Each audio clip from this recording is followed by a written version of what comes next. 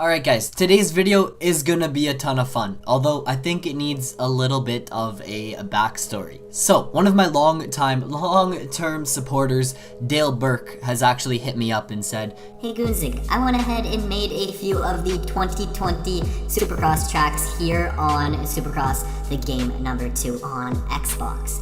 Check them out." That's what we're doing here today. I said, you know what? I will do it in a video. Shout out to Dale for actually making these tracks. Today we are just going to be checking out the 2020 Anaheim 1 Supercross Replica that he has made. He has made St. Louis and Anaheim 2, so if you guys enjoy this video, let me know in the comments below and smash that thumbs up button and I will make a video on those two tracks as well. So that's the plan for today's video. We're going to start things off with some time attack here, come down to track selection, online tracks, go over to my favorites, and right here we can see A1 Supercross 2020 by Daytona Dale. So make sure to enter into the giveaway, guys. All of the information is down below in the description. There are going to be 3 winners. The giveaway is running for the entire month. It's pretty easy to enter. Smash that thumbs up, subscribe to the channel if you guys are new, and let's get into some 2020 Supercross action.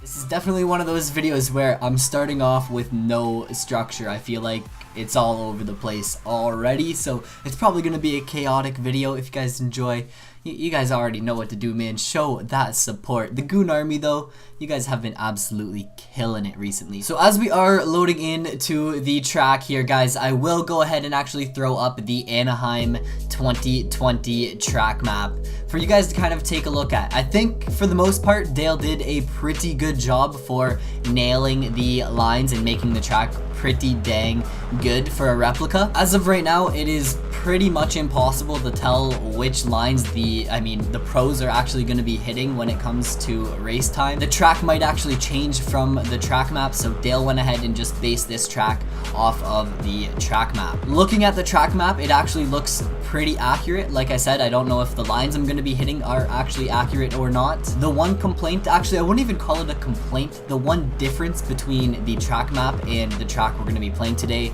is probably the sand section. The sand section here in game is pretty gnarly, and I think it has a few more bumps than the track map, but that is a pretty minor detail. For the most part, the track is a ton of fun. So triple there after the finish line, then we are going to sweep around right here. You can actually triple, and then you can get on the gas and quad, and then get another quad right there into the corner.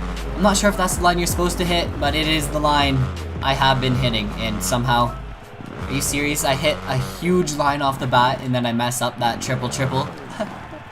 The goon luck, man. Some big old whoops right here, like gnarly whoops, and you gotta try to slow up a little early there. Time that good, and you can actually quad triple into the corner. So gnarly lines here on the 450. That's all I gotta say. I don't know if you could hit some of these on the 250, but on the 450, man, this track, it has some hucks. Another gnarly whoop section, and once again I kinda, okay, on the front end, but I like to slow down a little bit in order to actually make it up and over that jump. And then yeah, the sand section, gnarly. Sweep through there, double, finish line right here. It's a big old double, and that is a lap of Anaheim 1. And in my opinion, it's a pretty good replica. It's a fun track. It flows. There are different line options, and I think Dale did a pretty good job at making this track, spot on. Oh, there we go, making those lines like cake. Oh, that corner, man, it's cursed. It is cursed. Now, just me looking at the track map, I think if I was actually building this section, I can't really be a big critic because I don't make tracks, and this is way better than any replica I have ever personally built. But I feel like if I built the sand section, I probably would have just used like the biggest sand roller, the biggest sand whoop. I don't even actually know what the module is called in the track editor, but I'm just looking at the track map here, and it looks like the sand section consists of 1, 2, 3, 4, maybe 5 bigger sand rollers. Here we are hit with like some gnarly sand rollers, and there are definitely a few more than 5 of them. All in all though, the track is a ton of fun. I think it definitely has lines for everyone. You can go slow and hit the slow lines, you can go balls to the wall and hit the big old lines, and I think I'm gonna try and show you guys these slower lines here, and then we'll try and bust out a fast lap and then go take on the AI. So you can double and then jump up on to the table just like that, and then actually triple. Oh, that's tricky. Triple double into the corner. Now come through here, you would just want to hit this triple no matter what. It's a fairly standard line, and you can probably get that one on the 250 as well. Now through here it's kind of tricky. I do like to actually bust out a big quad right there, but you can kind of triple and then single into the corner, but clearly it is a slower line. Now right here, jumping onto the table, it's just so slow. One lap I came at it, I was like, I'm just gonna go wide open and jump over the table, and it worked. So that is the slow line. The fast line is of course jumping over the table like I did on the first lap. Up and over that there. Now you want to time this perfectly, and you can actually almost jump all the way out of the sand section like I just did. So that is kind of the slow lap, these slow lines, and you get about a minute 17 for a lap time. Now the fast lines, I was actually down around a minute 14, minute 13 when I was hitting those lines clean. Come through here, you want to triple, get on the gas. This is probably the hardest part right here, making that quad, and then this final like quad into the corner is pretty tricky as well. Get on the gas, just triple through that section. It is kind of tricky. You gotta almost time that first triple perfectly, or else you will lose your drive for that second triple. Get up over here, get this quad, triple into the corner, and you guys can see even with that crash, we're actually catching up to our previous lap time. So definitely want to hit the fast lines on this track. Through the whoops, get through there clean. Hopefully make it up and over this. Even if you case this, it's not the end of the world. It just makes this section a little trickier. Boom. Made that jump. Now, that's pretty much it for time attack. I could sit here all day and try and run perfectly clean laps. I'm not even really sure what a fast lap would be on this track, but I want to see how the AI riders actually do. Are they competitive? Can they compete? I'm gonna say that they're gonna do all right. I don't think they're gonna be hitting the fast lines, and I definitely think I'm gonna be able to walk right past them. I will come down to track selection one final time. We will come down to online tracks, go over to favorites, and then A1 SX 2020.